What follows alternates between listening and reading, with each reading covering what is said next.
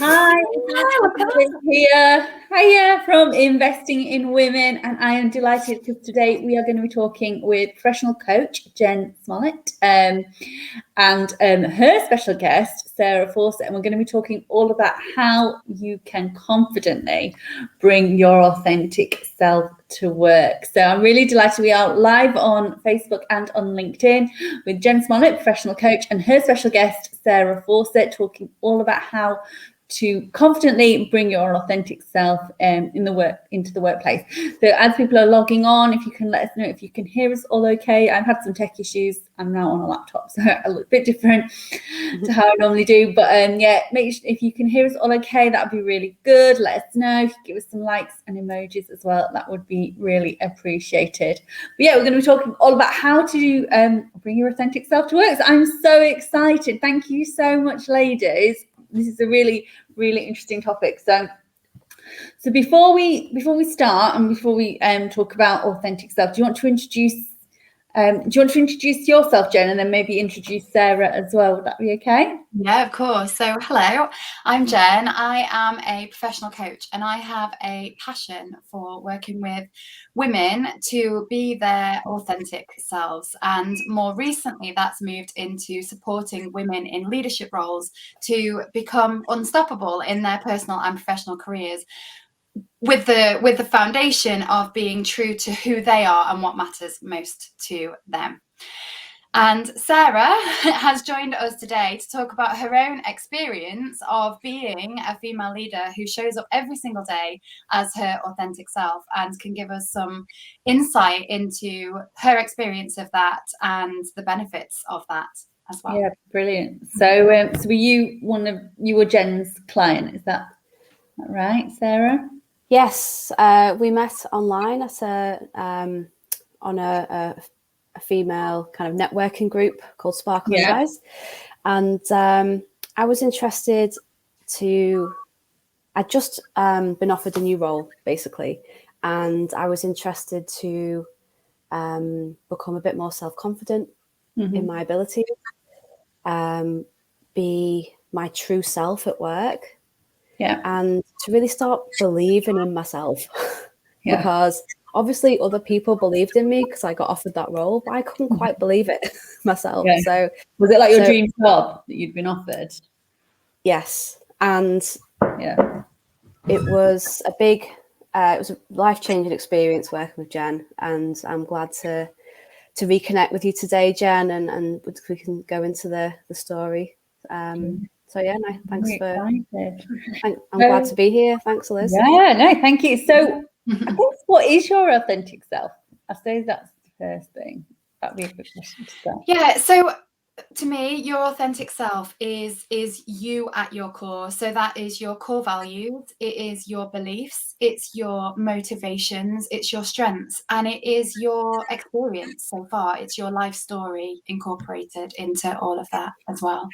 So being your authentic self, that's who you are. And then being your authentic self is when your actions, your words, your thoughts are all in line with those things and who you are. And then, of course, being an authentic leader is when you bring all of those into your leadership role at work as well. Okay, that's quite interesting, isn't it? So, I mean, I think we've all had situations. I look back now, especially when I was younger and just started work, and I think, God, there's things I wish I'd called out. And I think at the time I knew it, but I think it's a lot of it is a confidence thing as well, isn't it? And I think it's knowing yourself as you get older. Yeah, what, like you say, what your values, what you think. I think that's a key thing. I think there's two bits there, isn't there? There's the bit of not knowing who you are, actually. You know, it's all right, someone saying be true to who you are. And it's like, but who am I? Because we move through life with, you know, these layers and expectations and shoulds and everything from society, what we're supposed to be like. But yeah, you go into a work, you know, a leadership meeting. You know, I was a nurse leader before I was a coach. And I'd go into a meeting and I felt like I knew how I was supposed to perform. That's what I knew. I didn't know who Jen, the leader, was in all of that. I just knew how I was supposed to be or what I thought I was supposed to be. So it's that effort to be somebody that everyone else thinks that you should be, rather than actually just allowing yourself to be, hey, I'm Jen and I happen to be doing this role, but you know who I am is consistent. Yeah, and I guess I suppose you change, don't you, as you go through life.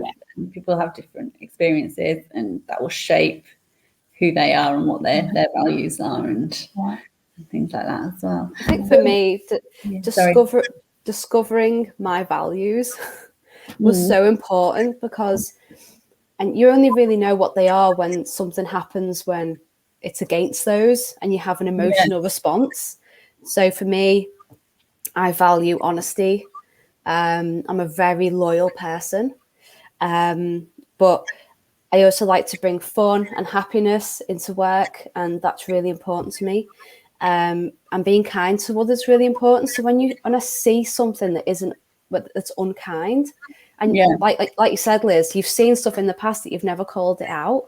Yeah. But actually you felt really bad, and you probably remember some instances that happened 10 years ago. Yeah, this is it. I'm talking about things that some time ago, and I think, I wish I'd called things out, but I wouldn't have had the confidence at the time. Definitely. Yeah. So it's interesting, isn't it? So why do you think people feel they can't always be themselves at work and demonstrate their values?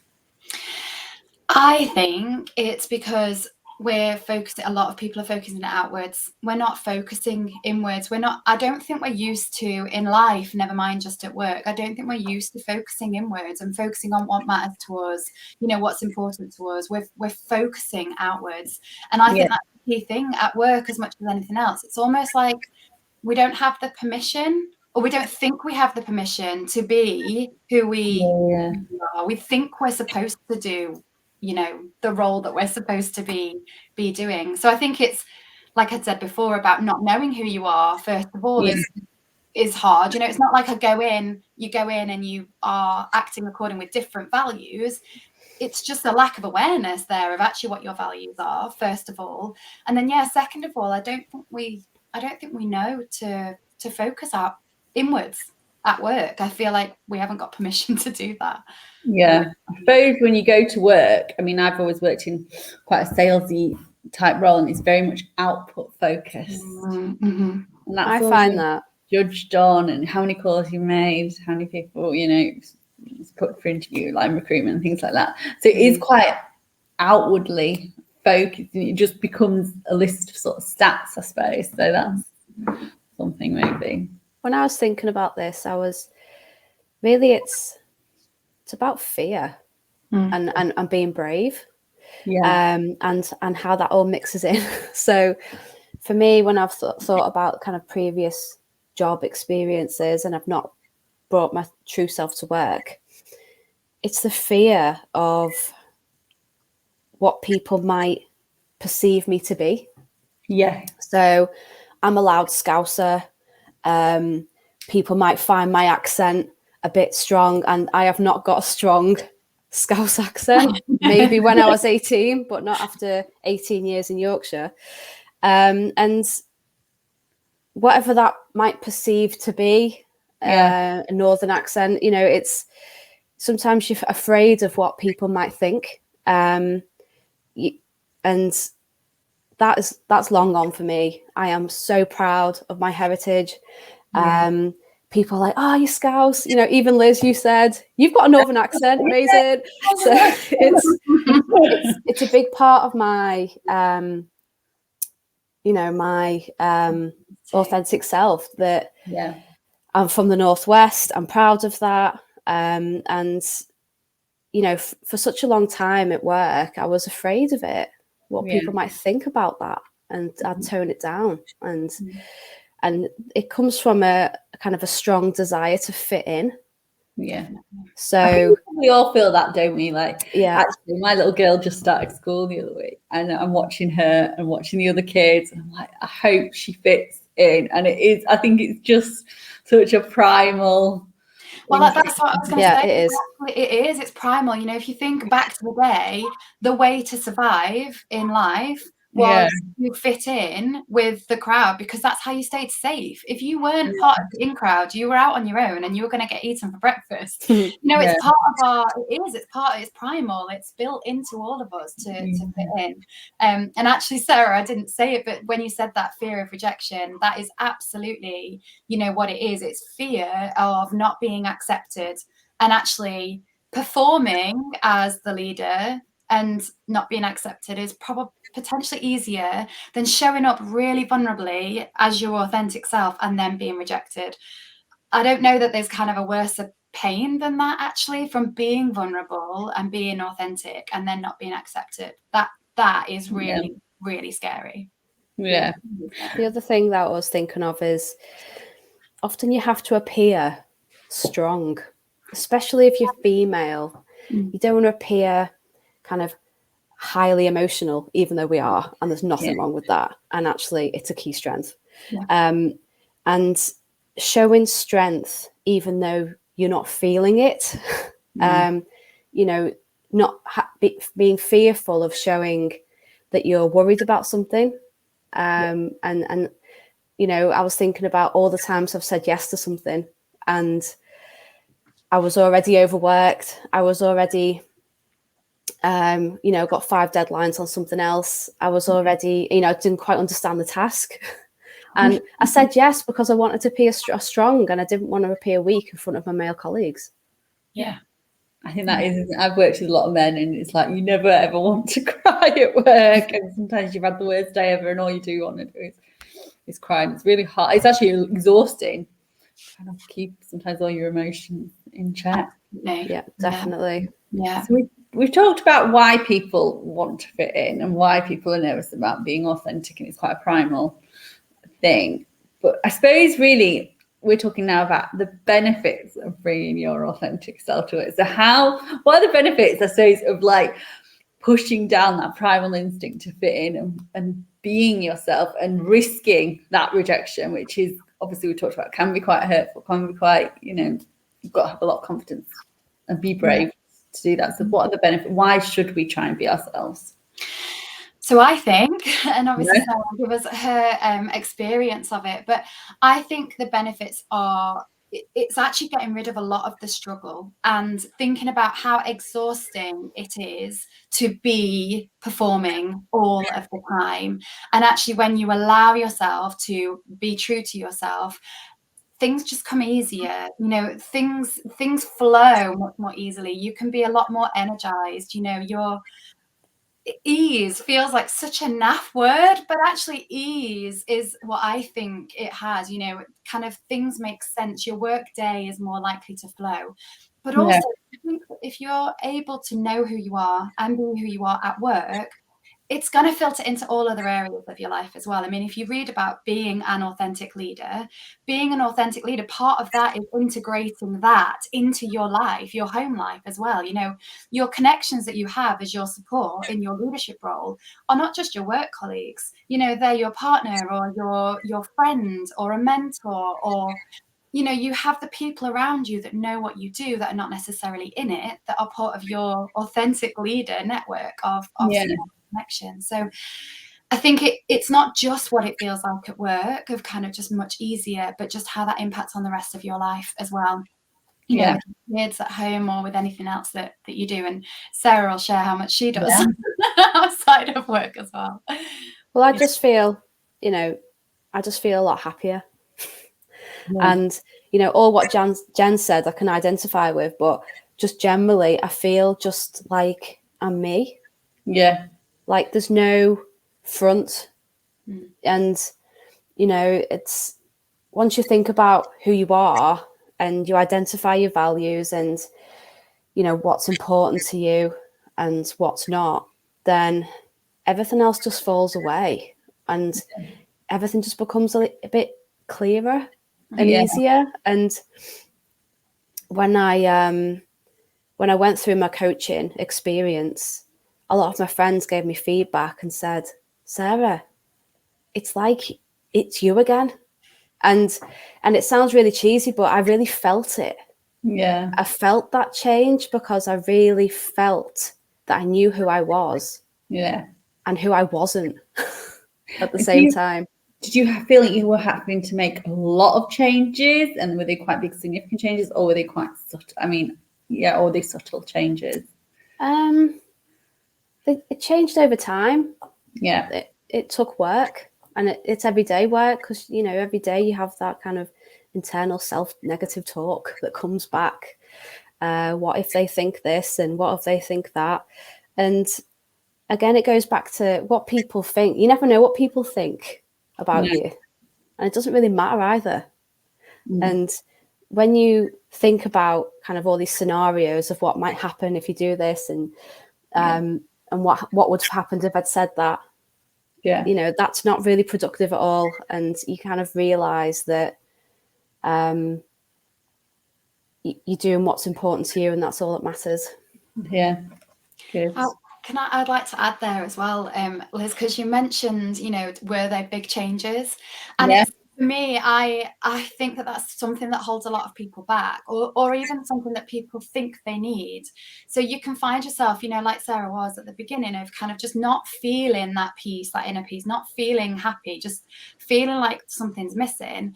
And so maybe you need to buy a new house or get a new job, or, I mean, you happen to have a new job, Sarah, but that wasn't the change, actually, or do you need to, get a divorce or have another kid, or these huge things that we maybe think that we need in life to kind of make that change in how we feel. But actually, I think it's the big change, but actually a small change, in the sense of actually just coming back to you. You don't, you don't need to do those big things. Actually, it's just coming back to you. You don't have to make huge changes. We've had a good question. We've had Yifan on LinkedIn is saying, so true, authenticity is in every area of our lives. And we've had someone on Facebook has asked a really good question, which basically builds on what you just said. How do you identify your values? And that is such a good question. Is there an exercise tool you can use to figure it out? There is. So I have a workbook which I can share. I'll share with you, Liz, afterwards, and then anybody. Oh yeah, brilliant! And then we can share it. Essentially, it takes you through the steps, which is you want to look at 2 experiences in your life that were the happiest experiences. You were just, everything was easy and you were in flow. Have a think about what was important in that moment, and that will start to bring out some of your values. It might be connection, or it might be integrity or loyalty that comes up. I've got a list of values as well, so they're in the workbook as well. So once you've done that, 2 happy experiences, then look at 2 really frustrating experiences. So 2 times in your life when you have just been really, really frustrated at a scenario. And that's going to give you a clue as to the values that we're missing are the values that are important. So, for example, if somebody's been disloyal to you and you found that really frustrating, then it's probably that loyalty is one of your core values. And then finally, to kind of just wrap it up, is to think back to what you were taught as a child and whether or not you actually still believe in those values. So for me, respect, I was always taught to respect your elders. Now, I actually value, I'm highly respectful of people, but I have rejected the part of respect where I respect my elders. I don't respect my elders. Everybody deserves respect, but not because you're older than me or younger than me, or because you're, more advanced in your career or anything else. Actually, everybody deserves respect until you show me that you don't deserve my respect, and then maybe you'll lose it. So it's about looking and reflecting on what your experiences have been, and then what you've been taught, and then coming back to the list and thinking, okay, so what actually really matters to me? What do I need to have in my life? Yeah, that would be how really I would. Good advice. I like that. The tricky bit is picking 3 or 4. Can you only pick 3 or 4? No, but it's probably easier to latch onto a few. Yeah. But yeah, it's a really good exercise. I'd recommend it. Yeah.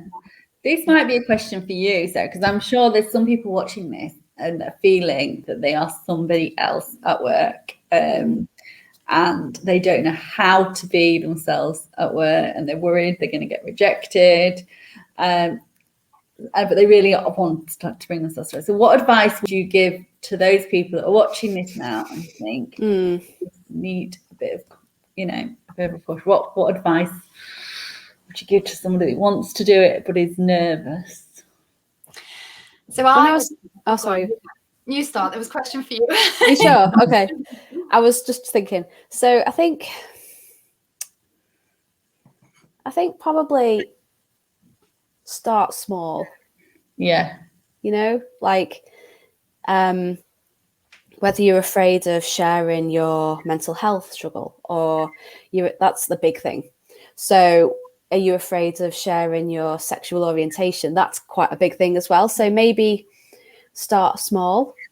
But for me personally, I just went all in. So that's just my personality. You know, I'm very confident of explaining my backstory. You know, I'm so proud of my kids. I talk about my kids all day to anyone. For women in my company, I make that a normal, you know, that's normal. I want to know about your kids. So just talk about them because they're the forefront of my mind every day. So why not? So, and that kind of demonstrates to other leaders in my company that it's okay to talk about your home life. Yeah. It's okay to talk about yourself. And when you build, and that's the second tip. So is build relationships with people so you feel safe about talking and about being yourself. Having an ally, and it might be someone that's I don't know, that's a colleague or an external, someone outside your team that you can identify with. For example, in the company I work for, there's a big cohort of mental health first aiders. So they're trained to listen and befriend people and give support. And I'm on that list. So, you know, find one or two people that, you know, that can be your allies and who you feel safe with, and then just go from there. And it kind of depends on what you feel like's missing. And when you do the values exercise, I think you'll probably feel that and identify that a bit more. And then just have in the back of your mind that often what people think or what you think they think isn't true. It's kind of the it's what you perceive to be true versus them. It's probably not the same thing. And that's about confidence and just being brave and just taking it step by step. I'll probably summary. I think I would second that as well. Actually, starting small is the best thing. And I think another tip or just another thing to bear in mind as well is it's not inauthentic to not tell everybody everything. You know, actually, a lot of people share everything about you to be authentic. Being authentic can literally be embodying your values every day, but not disclosing that, you know, you're gay or, you know, which is my story, you know, and I've just said it because it kind of says the point, but I didn't have any need to say it on this call. And I wouldn't need to come off the call and think I didn't mention that I'm married to a woman and so I'm not authentic. Actually, you can just embody your values and that is authentic enough. Actually, you know, you don't have to tell everybody your whole story.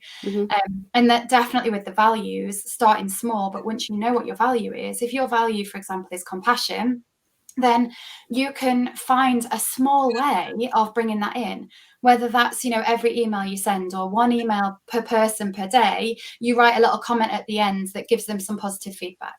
For example, you know, it can be so small. It doesn't have to be you go into work and you're like, here I am, this is the me. Actually, it can just be something really small that really represents what matters to you and what your values are. So start small is my advice too. I like that. That's really good because we're going to say about 3 tips. We sort of said start small, you know, even if it's just a little message on an email once a day. Or any other sort of couple of small tips that people could just start actioning.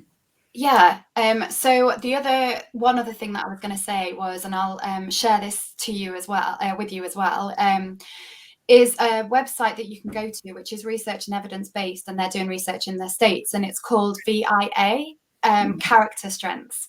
Essentially, you're looking at finding out what your character strengths are. there's a list of 24. So we all have the same 24 in our own unique way, but we all have the same 24.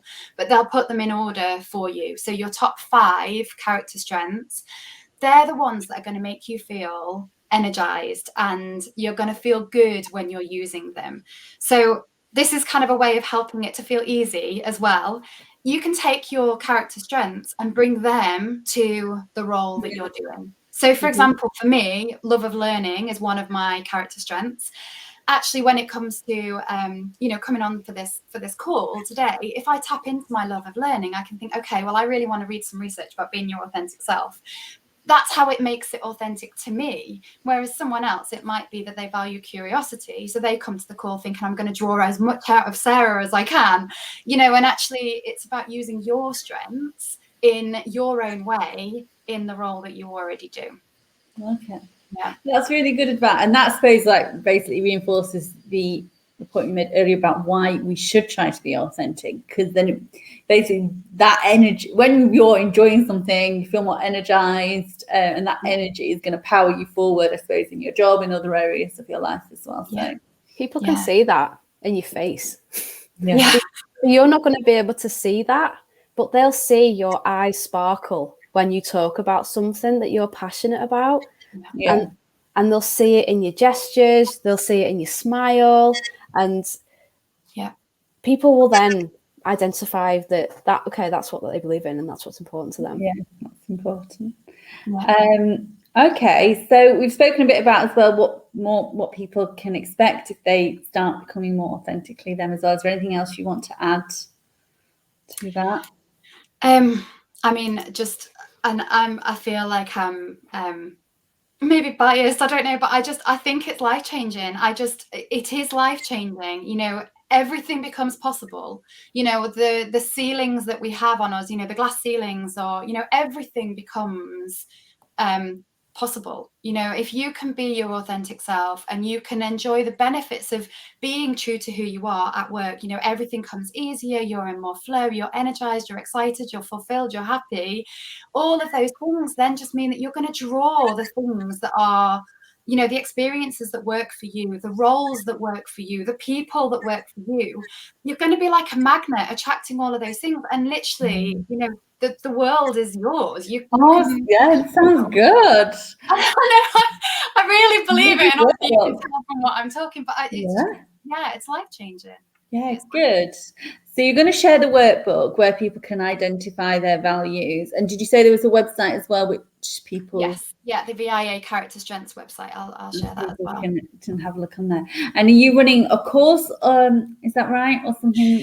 Yeah, so this is the first time I've talked about this anywhere. And actually, Sarah, I haven't even told you, but Sarah's definitely been part of the decision-making process for me. But basically, I'm passionate about this. I love this, and I want to reach more people. So what I've decided to do is put together a group coaching program called the Unstoppable Leader. And essentially, it's an 8-week program, a group coaching program. It's a blend of group coaching sessions and masterclasses, looking at your authentic self and looking at how to bring your authentic self into work. So it's looking at who you are, it's looking at what matters most to you, it's identifying your personal brand, it's looking at building your confidence and your belief in who you are.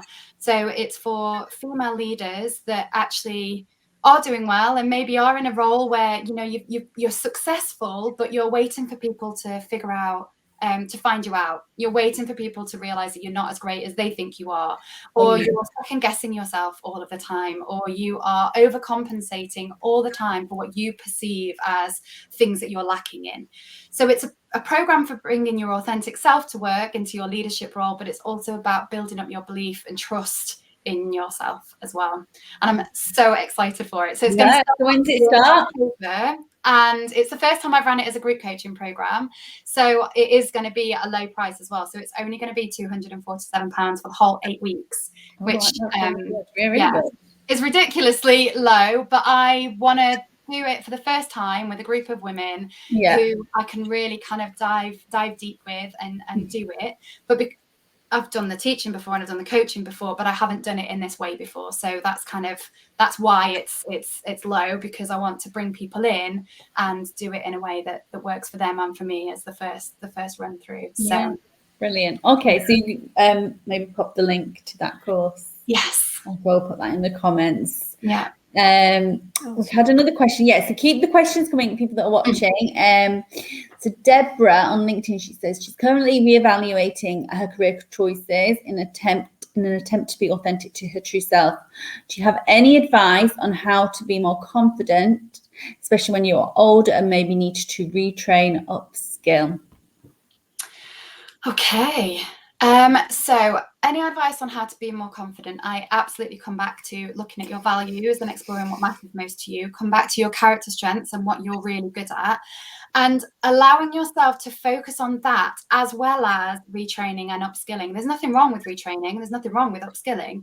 But you will also, if you're looking at going into a different area where you need to retrain or upskill, it's allowing yourself or reminding yourself to also focus on the strengths that you already bring to that new role that you're going to put in. So allowing yourself to focus on you, who you are, what your story is, what experience you have, and how that all comes into your new career that you're looking at.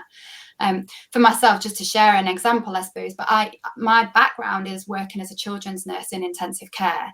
And I spoke with my coaching supervisor and I was like, she used to say to me, nursing has helped your coaching.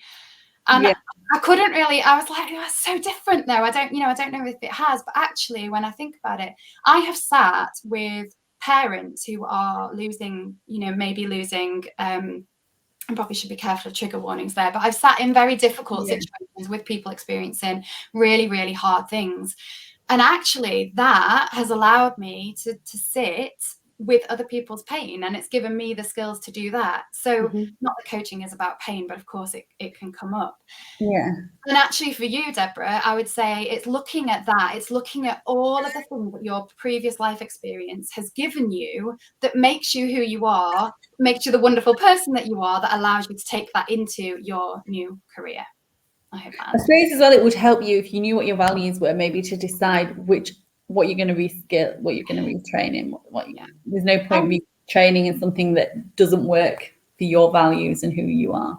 Yeah, definitely. And I think the other thing is, and Sarah would account to this as well, actually knowing what your values are and then knowing what the values of the company are, because for Sarah, they are so aligned, aren't they? And that's part of what makes it so amazing for you. And actually, if you're looking at career choices and knowing your values, you can look at your values in line with the values of the companies that you're thinking of going into as well. And actually, they all put their values, don't they, as well on their website? Yeah. A lot of them, exactly. so you can see it there for you. So if there's any other questions, feel free to pop them in the comments, or you can send us a message afterwards. I'm sure Jen will be happy to answer them. So where can people find you? Can they connect with you both? If they want to find you and find out a bit more. Yeah, absolutely. Connect with me on LinkedIn, connect with me on Facebook. Send me a message, and let me know what it is that you're looking for, and I'll point you in the right direction as much as I possibly can. If you want to know more about the group coaching program, please do send me a message and we can have a chat about it. I will talk to the end of the earth about it because I'm so excited. So please do. And, if actually one-to-one is more for you, you'd rather work with me one-to-one, then just send me a message and we can have a chat and see what works for you. So or everybody feel free to connect with me. I'd love to connect with anyone who's got any questions about my experience. If anyone wants to learn a bit more about my career, and also first-hand feedback of Jen's coaching style and how I felt during that coaching experience. There's nothing better than a direct feedback opportunity. So, but I'd love to grow my network and meet new people. So please find me on LinkedIn. I'd love to meet you all. Brilliant. Perfect. Well, thank you everybody for watching. I'll make sure there's the replay available on my LinkedIn profile and in my Facebook groups. If you missed any of it, you can watch it again. But thank you so much, Sarah and Jen, for your time. It's been an absolute pleasure. I feel like I've learned a lot, so I'm really, really excited. Thank you. To find out a bit more about me. So thank you ever so much, and thank you to everybody that's watched today. See you soon. Bye. Bye.